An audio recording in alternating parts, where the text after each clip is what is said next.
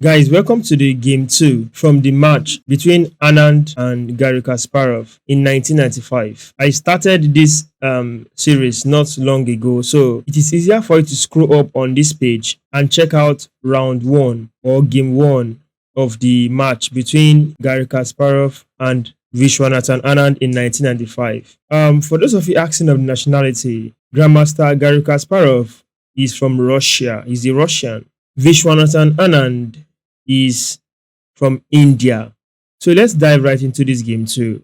This game two, Gary Kasparov is playing the white pieces against Vishwanathan Anand, who is playing the black pieces. D4 by Gary Kasparov, knight to f6, c4, e6. After knight to c3, bishop to b4. Here we see the Nimzo India defense with bishop to b4. Queen to c2, d5. Pawn takes on d5, queen takes on d5. For curiosity's sake, most people will ask, why can't this knight takes the queen? It is important to explain to you, especially when you are a beginner, that this knight at the moment is pinned to the king. So, knight cannot move. This is what we call an absolute pin. A pin of a piece to the king is an absolute pin because the piece blocks an attack, check to the king. At that moment, the piece cannot move. How did Garry Kasparov continue here with the white pieces? E3, defending this pawn.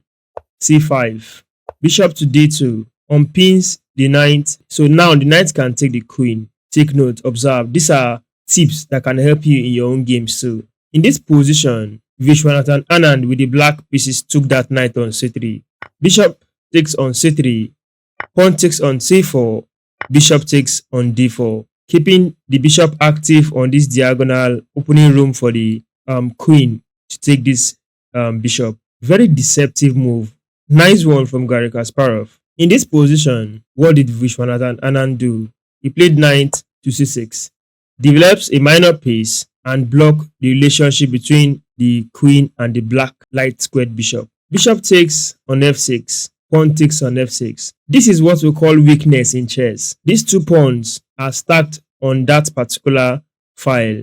So we have a name for these two pawns. If you know the name, put it in the comment section. However, I know it as weakness where two pawns are on a file. The pawn in front is hindering the pawn at the back from instant development, so we have to move them in turn. They can be targets in a game like this in the future. Pieces will just surround that weakness and attack it. Black will just be stuck defending that weakness. So, knight to e2, bishop to d7. a3 comes up, stopping the knight from coming to this square to harass the queen. Queen to e5. Knight to c3, f5. White castles the long side, black castles the long side. g3 comes up. After the king goes to b8, bishop to e2. Knight to e7, queen to d3. Queen to c7 followed. In this position, Garry Kasparov played queen to d6, going for an exchange of queens on move 18. Bishop to c6 comes up right away. This move attacks the rook on this diagonal, the light squares. Opens an attack from the rook to the queen and also the rook. Queen takes queen, check. King takes the queen on c7. Rook on h to e1. Rook takes the rook on d1, check. Rook takes on d1. Rook to d8. Rook takes on d8. King takes on d8. King to d2. I'm going to put an important tip here for you to learn from. Activating your king requires you to know the stage of the game you are in at the moment. From here, you will notice that this is an end game stage. The queens are off the board, the rooks are off the board. What are left are minor pieces and some pawns.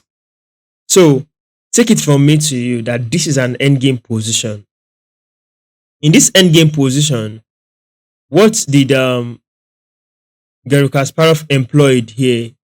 He goes for activating the king. Another reason for activating this king is knowing the positions of your pieces, what they are doing. The knight is stopping this knight from coming here at the moment. Bishop is active on this diagonal. Ehen, the bishop is strong here. There is no better square at the moment for that bishop for now. It cannot be attacked anyhow easily. The weakness in white pawn chain is the pawn on b2, pawn on f2, pawn on h1. For now, black is still keeping everything together. There is no solid weakness except this pawn on h1. We cannot call this a weakness now, for now, because there is a move like king, which can easily defend the pawn, and this pawn here can just be easily pushed. You see, these ideas are from me. I just share it to you based on my knowledge as at the moment. If I improve in my chess, I might see something stronger and better. But I believe this can be a blessing to a chess player who is just coming up, at least to have an understanding. So, in this game, knight to c8 by Vishwanathan Anand, king to d3, Garry Kasparov, knight to d6, king to d4. The king is now centralized. An endgame tip you must always remember: activating your king. This king is centralized, going closer to black's camp, trying to enter into some nice area and take pawns. b6 comes up first, increasing the dominance on this fifth rank here. Pawn covers, bishop covers, pawn covers, bishop covers, pawn.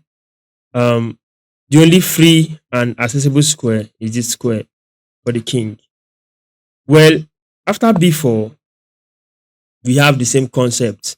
Pawn covers, knight covers, bishop covers, pawn covers, knight covers, king covers, and so on. See, I'm only showing space dominance and piece activity. There are more to this. There are many more things and ideas behind endgames. So I'm just sharing this tip. Many ideas at the moment, you may not know what to follow and which to believe in.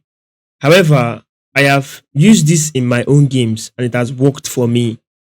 So what I'm sharing with you now is what I've applied. Go and check my channel, check my chess account, my chess.com. I have played many games too. So whatever I tell you can be useful for you. In this position, king to e7 comes up. What did you notice?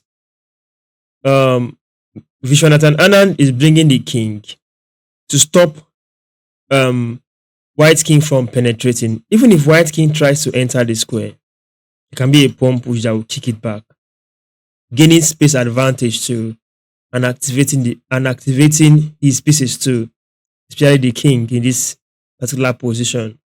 His own bishop is stronger too, covering squares, keeping eye on the light squares. Knight is also doing a nice job, keeping eye on these light squares too, and so on. f4 comes up, developing a weak pawn, putting it on the 9th square. So it's supporting in taking dominance of this dark square. h6. After a4, f6. After a5, going to disconnect these pawns. There is no dark squared bishop on the board. The king wants to penetrate. The knight wants to penetrate. Because of the squares are locked, he wants to break this pawn chain. In this position, bishop to d7, keeping the tension, not releasing the tension on this particular area, because pawn takes can create room for some activity in that particular location. Like the king can have access to this square. So actually in the game, in this position on move 29, the both player, Garry Kasparov and Vishwanathan Anand, agreed to a draw. This is the game 2 in their match in 1995. Thank you for watching this video. Stay tuned for more videos on this channel.